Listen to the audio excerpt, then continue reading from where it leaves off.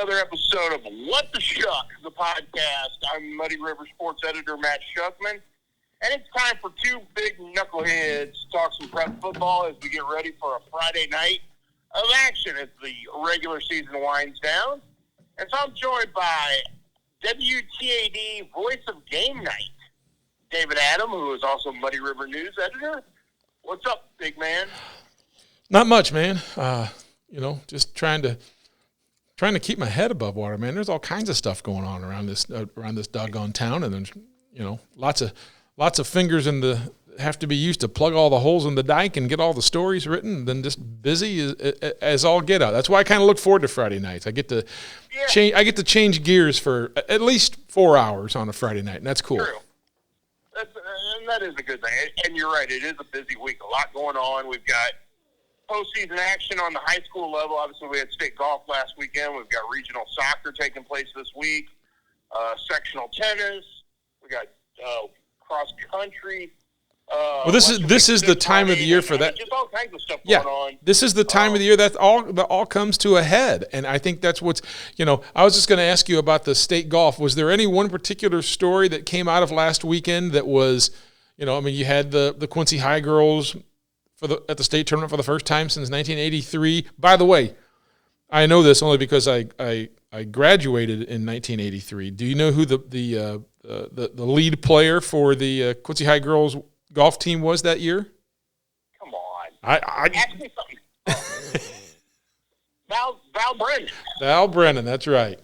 Yeah, she was actually a year younger than me. She went to school with my brother. Yeah. So the neat thing about the state golf tournament was the fact that the Quincy girls got there for the first time in a long time, and they've got some underclassmen. Yes, they had a couple of seniors who kind of were the lead horses on this drive since they were freshmen, and Lacey Novosel and Paige Kane. Mm-hmm. But now you've got some of the younger girls, Saya Geisendorfer, Sophia Gold. So you're starting to see that program build some depth to where this isn't going to be a one-time only situation. I'm not going to say they're going to get back there as a team next year because you never know what will happen. Right. But you're starting to see that program kind of come to life. Well, I think also the Notre Dame girls also made it as a team, and they've got a whole bunch of kids back next year, so that's a really good thing.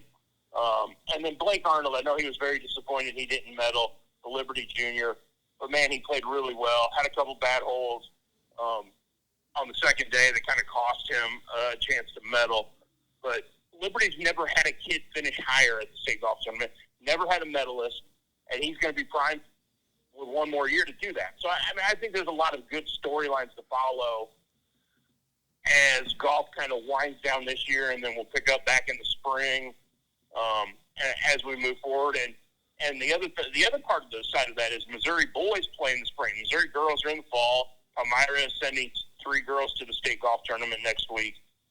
But then in the spring, Hannibal's Quinn Thomas is the defending state champion, and he's only a sophomore. Yeah, that's true. So, he's very talented. Golf, and then one of the other really cool stories taking place right now is Luke Guthrie is playing in the second stage of Korn Ferry Tour qualifying, Q School. Shot another 5 under as we tape this on Thursday. Shot another 5 under today. So he's moved into the top 10, and if he finishes in the top 19, he qualifies for the tour, the Q School finals, which gets him his Korn Ferry Tour card for next year. And because he hasn't had his Korn Ferry Tour card for a while here now. I mean, I know he's been playing in some tournaments. He had it. He lost it this year because he didn't play very well. Right. Well, because what did he miss? He's at Q School. Didn't he miss a bunch of cuts in a row? 23. Yeah. Yeah. It'd be interesting to hear. I'm just curious.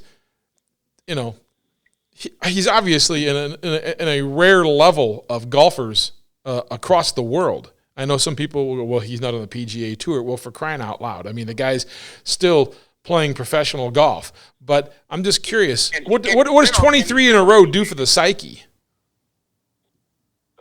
I said, what does 23 missed cuts in a row do for the psyche? I mean, the fact is you're still not making the cut. It'd be interesting to hear from him about that. I think he summed it up best when he finally broke that streak and made a cut. Is he says it's not much fun to suck at your job.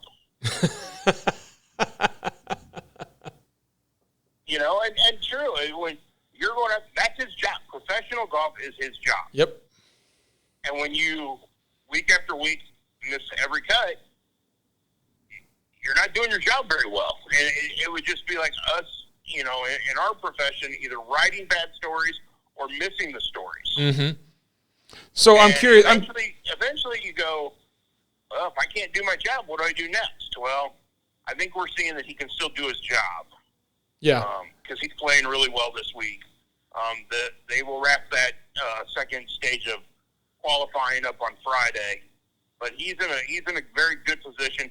And the other aspect is, and so there's 5 sites, where the second stage is taking place. Next week in Alabama, Quincy High School graduate Zach Furry is in the second stage of Korn Ferry Tour qualifying.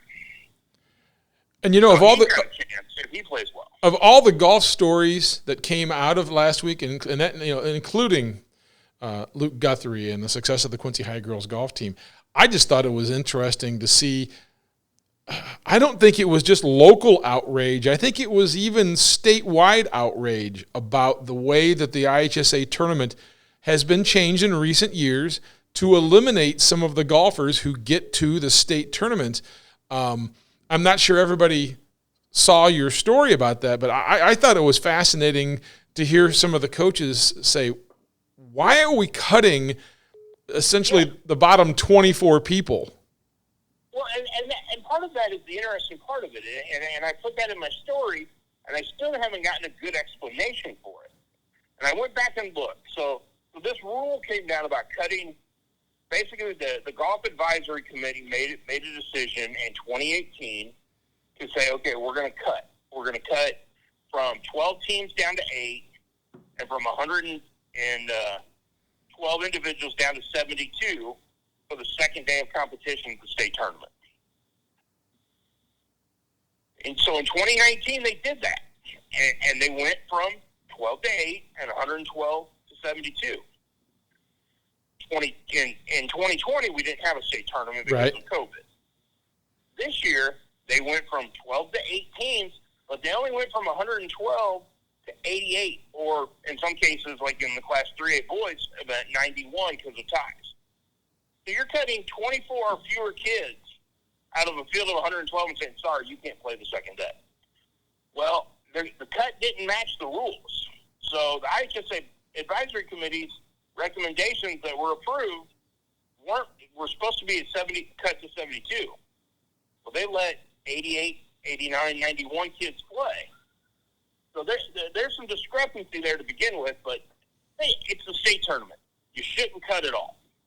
Well, that's my question to you, Matt, is, by cutting 24 golfers, are you really saving that much time at a state tournament? No, you're not.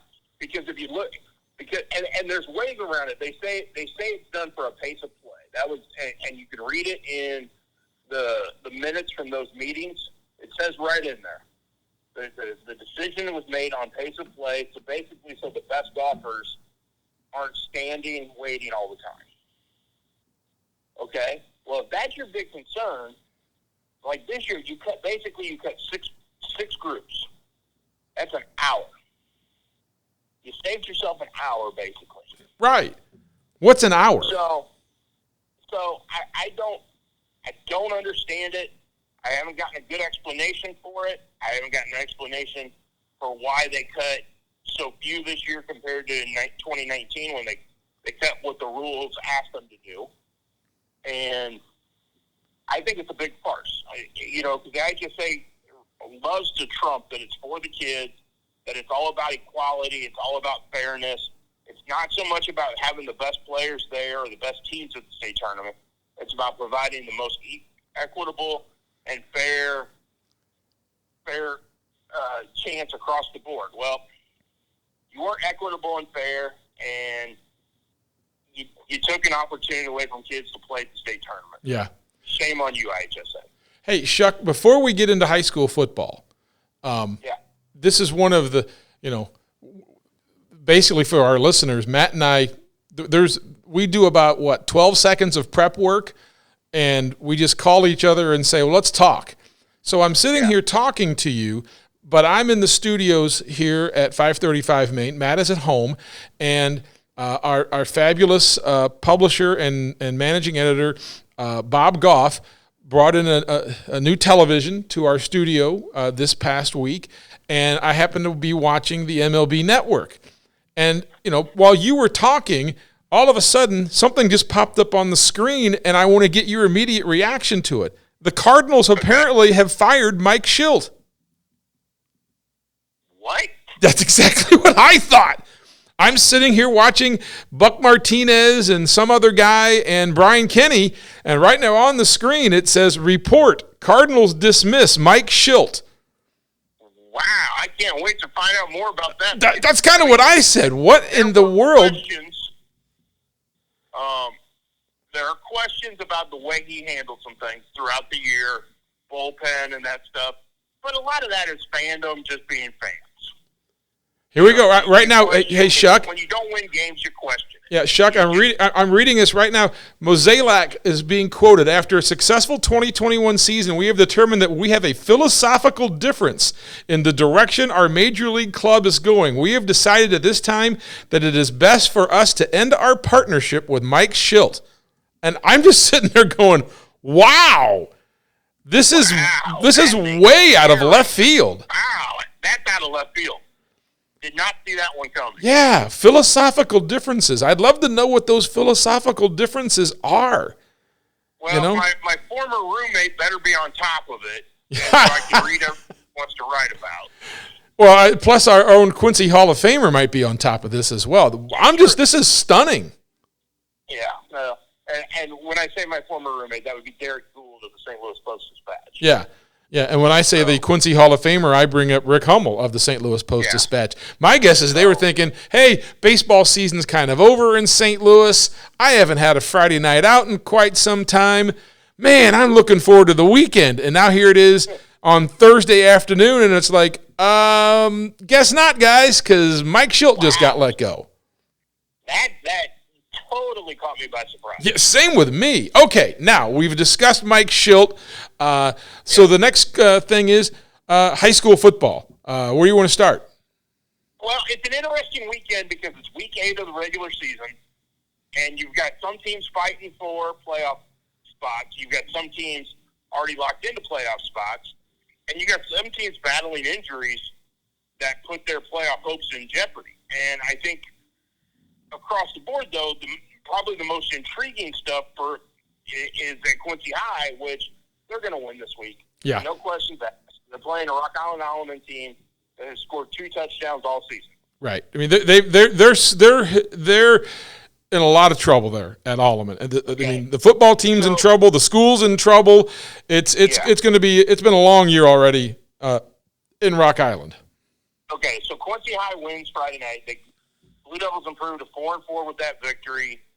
You're anxious to see what Rock Island does. Rock Island is sitting at 4-3. They play Geneseo this week. And Quincy High School goes to Rock Island next week, needing to win to get to 5 wins and a playoff. Right. Berth.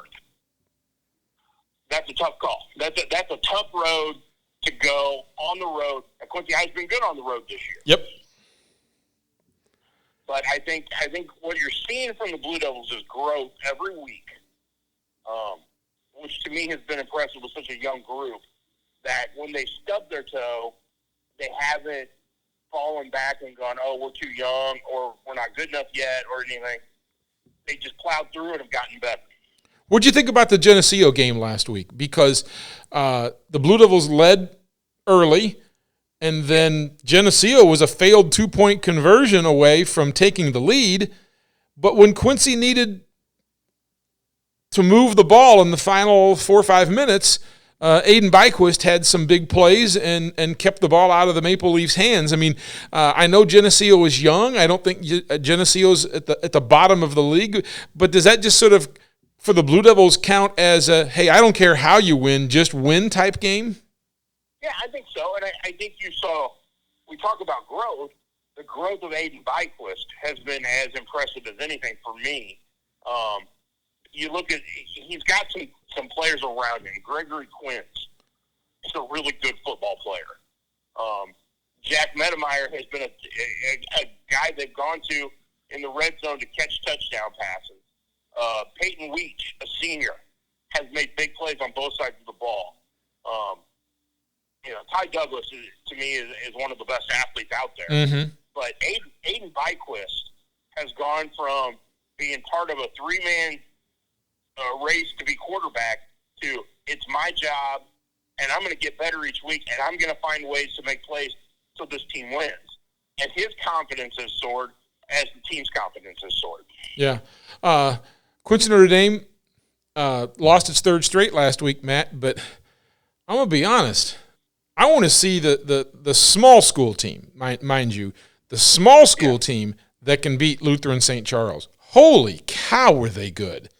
I mean, they have Division I level tailback, two Division I offensive, two Division I two-way linemen.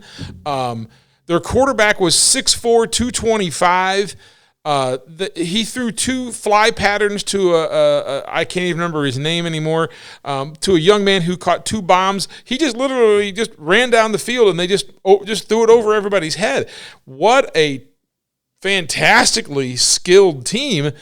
Probably a team that even the best Notre Dame teams in years past weren't going to be able to hang with. I'm just still kind of waiting to figure out how good at the 3A4 level truly is Quincy Notre Dame, because they lost to Lutheran St. Charles. Well, holy smoke, that team may go win a state championship in Missouri. Right. They lost to a 5A school in Mahomet Seymour. They've beaten. That's undefeated. It's undefeated in state rank. It's undefeated in state rank. And then they played Alleman. Well, you didn't learn anything from Alleman. Marceline is a 1A, 2A school over in Missouri. The only real team that the Raiders have played at what I would consider their level of competition is Breese Mater Dei. And the Raiders didn't play well, but I believe the Raiders could beat Breese Mater Dei. In fact, I would say right now, based on that one game I saw, Notre Dame would probably still win 3 out of 10 against them. And who knows, maybe they were just historically bad that night. But Mater Dei's good, but they're not that much better than Notre Dame. And now Notre Dame finishes the season with 0-6 Granite City and 0-7 Granite City, 0-7 Alton Marquette. I'm not really sure if anybody's going to know going into that first playoff game, assuming the Raiders win one of their next 2 games. I'm not sure anybody really knows how good Notre Dame is. I don't think so, and I think that's where we'll find out in the playoffs how good this team is, because they're not going to have to play their best to win the next 2 weeks. No, shouldn't have to. You don't think so? Shouldn't, especially if the defense plays at the level it has against comparable competition. Right. It's tough. It's tough to judge QND's defense against a Mahomet Seymour and a Lutheran St. Charles. Yeah. Because they're outmanned. They just are. Outmanned in those situations. I know that last week when I talked to Jack Cornell, and I asked him about the playoffs because they only have to win one of the next 2 games, and he's like, I'm not worried about the playoffs right now, which I think is an admirable way of looking at it. It's like, I'm not worried about the playoffs because I feel like I've got to still get my team right. I just don't know if Notre Dame is... They have to come out and show something Friday night that they're more than just, hey, we're going to get in the playoffs because we had our schedule played out that way, and some of the teams we had on our schedule just didn't turn out to be not very good. Right. So I think they have a lot to prove the next 2 weeks in terms of we belong in the playoffs, we're good enough to be in the playoffs, we're good enough to win in the playoffs, and set themselves up for that.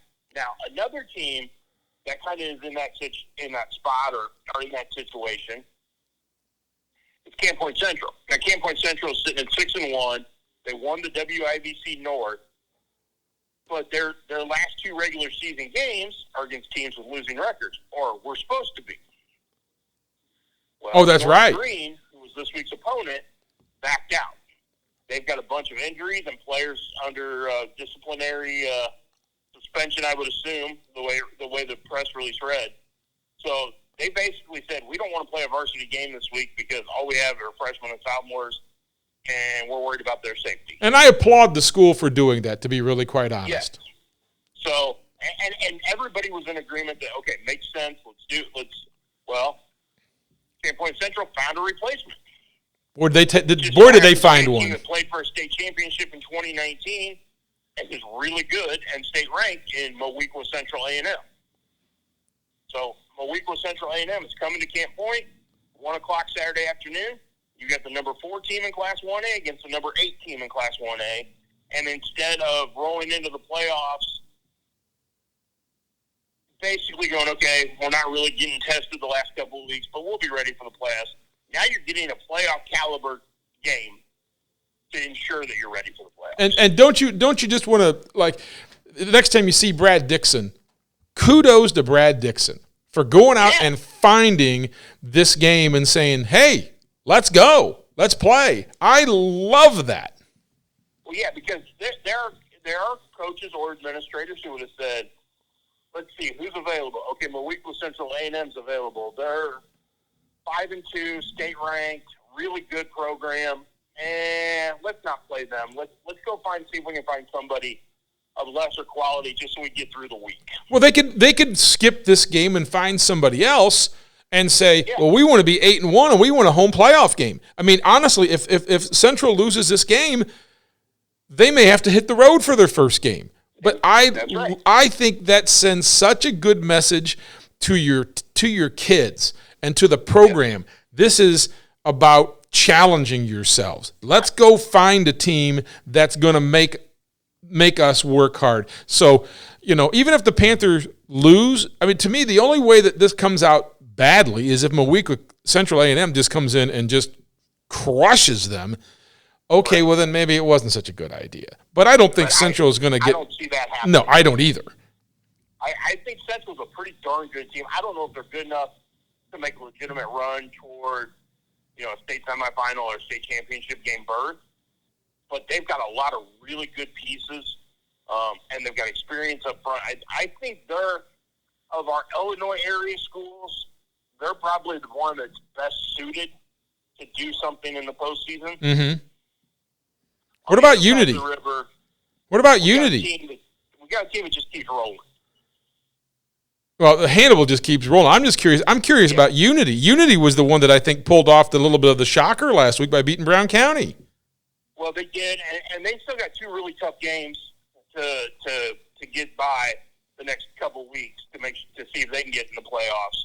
But Brown County's struggling right now. Their lack of depth is kind of showing.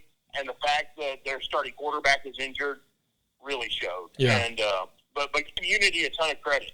Give Unity a ton of credit for the way it's played all year.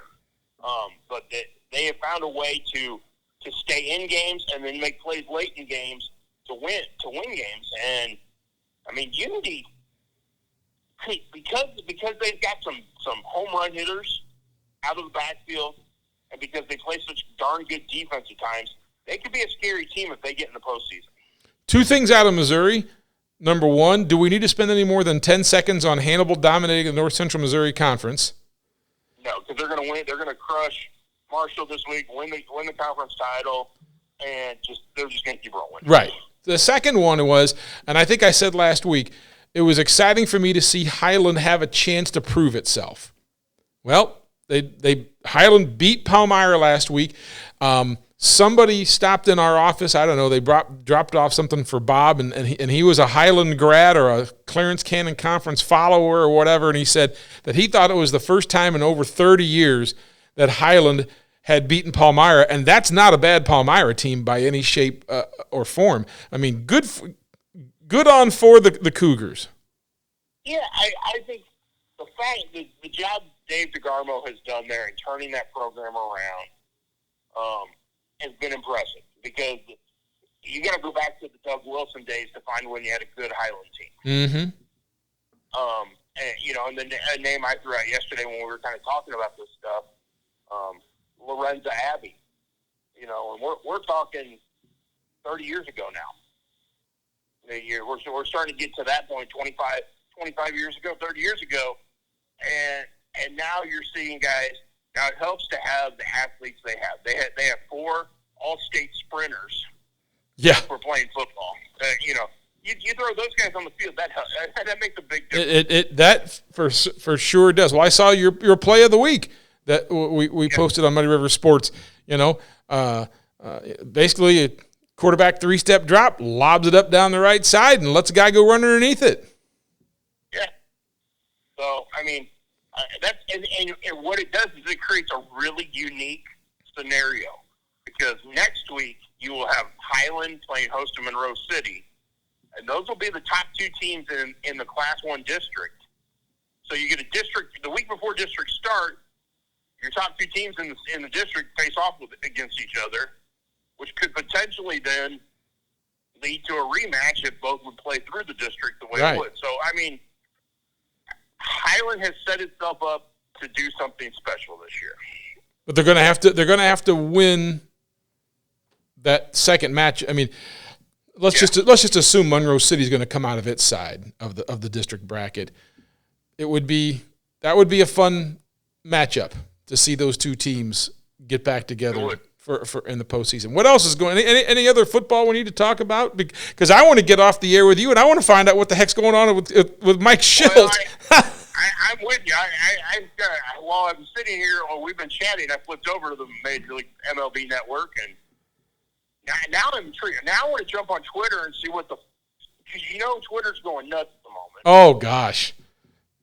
So, no, I think we're primed for week 8. It's winding down. You'll be at Quincy High School, correct? That is correct. Have fun with that one. Well, I hope it turns out the way that I expect it to turn out, which is Quincy wins handily. That's my wish. Nothing against the Pioneers. It sounds like they're having a really rough season, but Quincy needs that one to set up. It could be a winner-take-all, loser leaves town match next week in Rock Island when the Blue Devils travel up to go play the Rocks. That would be awesome. That would be awesome if and they should. They should be 4-4 going up there. And who's Rock Island got this week? What a great scenario. Who does Rock Island play this week? Geneseo. Okay. You said that earlier. Well, Rocky should be then 5-3. If Geneseo can pull off an upset. It's 4-3 against 3-4. So if Geneseo could beat Rocky, both Quincy and Rocky both would be 4-4 then. Yeah. All right. Get healthy, big boy. Will do. I'll see you this weekend. All right. For David Adam, I'm Muddy River Sports editor Matt Schuckman. This has been another episode of What the Shuck. Have a great Friday night.